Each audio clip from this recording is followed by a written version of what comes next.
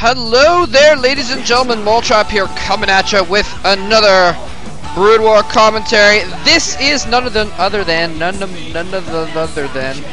This is, in fact, Game 2 of Stork vs. Zero. I casted Game 1 a while back. These games are really late. I apologize for that. These games happened like a week ago or something like that. But I haven't had a chance to cast them until now. I apologize for that.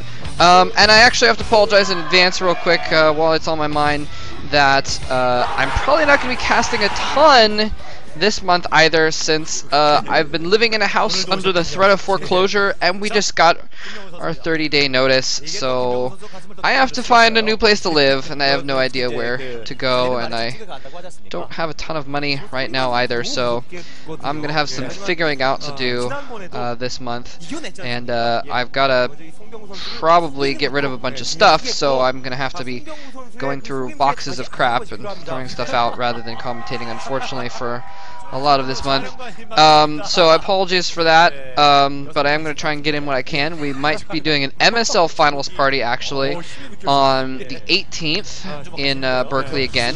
Not sure if that's going to go down, but it probably will, is what it's looking like. Might also be casting a CSL Collegiate Star League event in Berkeley on the 26th, I think, or something like that. The following Saturday, I believe. So if I can get that day off work, actually. The little I work, one of the days happens to be in place of an event I wanted to do. Anyway, we will see. I'll keep everyone in the loop about that. This is Zero versus Stork. Game 1 was already played, like I said, last week, and Zero pretty much dominated Stork in that. And here we see Zero sending out a very early drone scout. I am doing a screen capture, a YouTube screen capture. What is going on here? Zero he's scouting early, or maybe he's planning on setting up a third base. Actually, I think this is a. Oh my gosh, I should know this, but I think this is a 2-spawn map. So, yeah, you can tell it's a 2-spawn map because he's sending his overlord directly diagonally across the map towards it. Stork, yeah, this is 2-spawn. I was like, it looks kind of like a spawn point in the top left, but anyway, Zero being very strange here. He put a drone on his ramp to stop scouting, and then he sent up a drone to make a very, very early hatchery in the top left-hand corner. He may be just trying to hide that and make Storks think that he's going for some kind of a rush when he's actually expanding very early. So that's a little bit interesting. Anyway, what was I saying a moment ago? Yes, 0-1 Game 1. This is Stork. Now, these games were actually played before the OSL Finals. I casted the OSL Finals live at Eudaimonia, so if you want to see those VODs, go ahead and check them out. And if you want to watch that without being spoiled, then go ahead and check them out now. I put up a video with a link to those videos on my Justin TV account. Not very high quality, but of course you can always watch it on Nuke the Stars as well. He, I believe, did the OSL Finals. And Stork going for a core! Whoa! Whoa, whoa, whoa, whoa, whoa! Stork is going nuts here! He's going for a Cybernetics core after. Whoa! This is insane. I can't believe I didn't realize before. That was not a forge. That was a gateway down in his choke point there.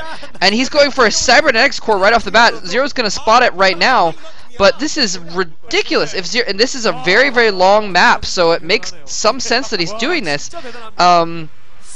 It's a little bit safe to do this, but this is insane. This is ridiculous. This has not been seen before in Protoss vs. Zerg, and he's got a small choke, and the probe just gets right in there. He's going to see the pool, and I'm not sure if he's going to fear there's Zerglings around or something like that, but this is really interesting. Stork is actually going to be able to wall off without getting a forge. He's going to basically fast expand without the forge and cannons. He's going to go for a Dragoon instead of cannons to get that ranged unit behind his Zealot, walling things in. He sent out his first Zealot actually to do some harassment, which is a smart move. Force Zero to make some Zerglings. The Zerglings are actually running towards Stork's base though. He's going to try and pressure, and oh, look at that. Oh, the probe has a kill on it. Probe getting a drone kill. Excellent. Wow. So anyway, this was played before Stork's OSL Finals, and this is where the spoilers are coming in. He got owned, absolutely owned by Fantasy. So very, very interesting. He actually had to practice for both matchups at once, and we're seeing something very interesting here. So he may have been practicing for this matchup more, and maybe that's why he didn't do so well against Fantasy. He needs to wall off that choke. He can't let those Zerglings in. He needs to be careful. Setting out the Zealots is a good move, but you just really need to keep control of that choke point. He can't let those Zerglings get in, otherwise he's going to be completely breached. He's sending probes off to try and block this choke again to protect that Dragoon. If those Zerglings get in there and kill off that Dragoon, it's all over. The Dragoon is still there. He's packing tons of probes into that choke point.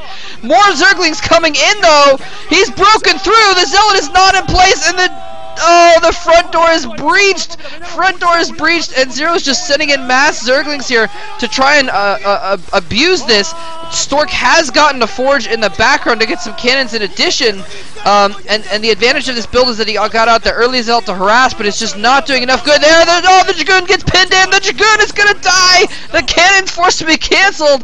He's gonna have to bring all of his probes down here to try to fight this off, but there's so many Zerglings in there. I don't know if it's gonna happen. He's gonna, oh no, if the pylon goes down, it's gonna unpower his gateway. We're gonna see GG as soon as that pylon dies. If the pylon dies, he barely protects it. Wow, I don't know if he canceled the Corsair. Yeah, I think he's canceled the Corsair. And there's GG right as the pylon goes down. GG coming from Stork. Wow. Zero.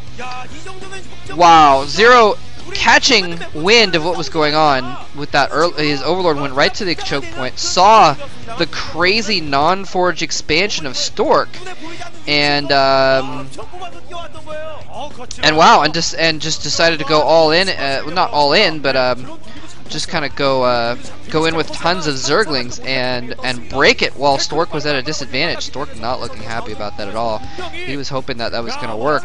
And it's a really cool idea, actually. It's a really, really cool idea. It has the potential to work, but, you know, he just needed more meat in the way to block those Zerglings. And he also needed to control his Zealots better. He had his Zealots kind of moving out instead of keeping a nice little wall to block that choke. You know, he needed, I don't know, it seemed like his Zealots were a little bit mismicroed there. I could be wrong. I didn't see exactly what was going on there, but he should have had him more on a wall is what it looked like. Anyway, that was game 2. Zero's now up 2-0. Let's go ahead and move on to game 3, and that might be tripping you guys out because the video isn't. Oh my god, the video's over, but he's still talking! Like I said, I am screen capturing this from Moktira, actually, Moktira. Mad props to him for all the work that he does. He actually, like, goes to the trouble of organizing things and does the video responses, which I try and do when I can, and organizes playlists, uploads anti-spoilers. He's a baller. Anyway, let's move on to game 3.